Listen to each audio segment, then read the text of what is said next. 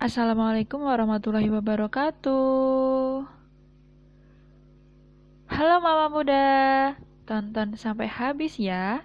Insya Allah sangat bermanfaat.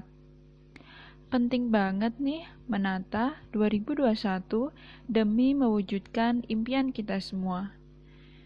Kita semua tahu dong, jika 2021 masih berlangsung pandemi COVID-19.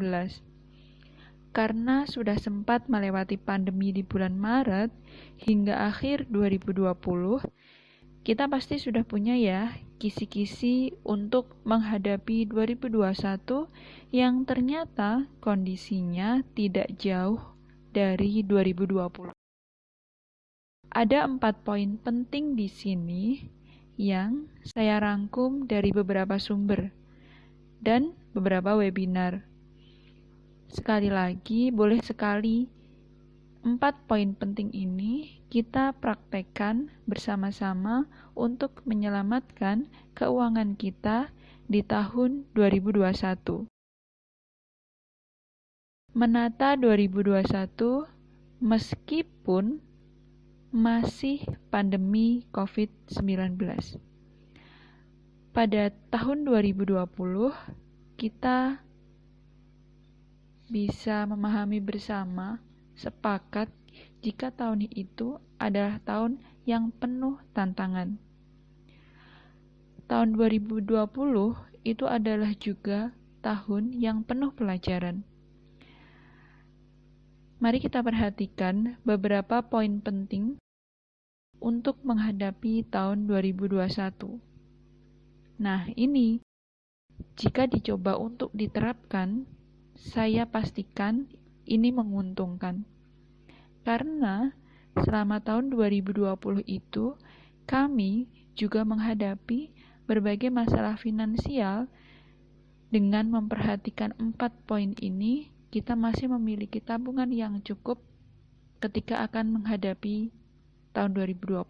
Yang pertama, pelihara dana darurat. Dana darurat itu adalah dana yang kita pakai saat keadaan darurat. Misal sakit, misal tiba-tiba motor rusak, misal tiba-tiba hal pokok yang harus menopang hidup kita itu harus membutuhkan dana, kita bisa memakai dana darurat. Harus disimpan dalam bentuk liquid money. Jadi, kalau sewaktu-waktu dicairkan, itu bisa. Yang kedua, bijak dalam mengambil pinjaman atau cicilan. Kita harus benar-benar memikirkan apakah barang atau sesuatu hal yang akan kita beli secara dicicil itu benar-benar bermanfaat. Misal kita sudah punya motor, tapi kita tidak membutuhkan motor itu, sedangkan kita membutuhkan untuk menambah kuantitasnya aja, menambah kepemilikan. Karena pandemi ini kita membutuhkan banyak hal untuk memenuhi kebutuhan kita, maka pembelian motor dengan dicicil itu bisa diurunkan. Yang ketiga adalah menciptakan atau mencari sumber dana yang baru. Berarti kita mencari pekerjaan sampingan. Benar. Bagaimana caranya?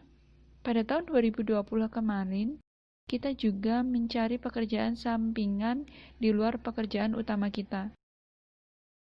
Prioritas yang harus kita utamakan, itu kita mencari kerjaan sampingan atau menciptakan pekerjaan yang modalnya itu murah dan tingkat pekerjaannya itu mudah. Pastikan ada cash flow, ada aliran uang, kita mendapatkan keuntungan. Karena tujuan kita untuk mencari pekerjaan atau menciptakan sumber dana baru ini adalah untuk memenuhi kebutuhan. Sayang dong kalau kita sudah capek-capek mengerjakan pekerjaan sampingan dan kita tidak mendapatkan pendapatan tambahan. Yang terakhir, cerdas dalam belanja. Jika kita ingin cerdas dalam belanja, Ada beberapa poin juga yang harus kita terapkan. Yang pertama, buat jurnal perencanaan. Pemasukannya berapa, pengeluarannya berapa. Yang kedua, beli produk dalam negeri. Kenapa sih?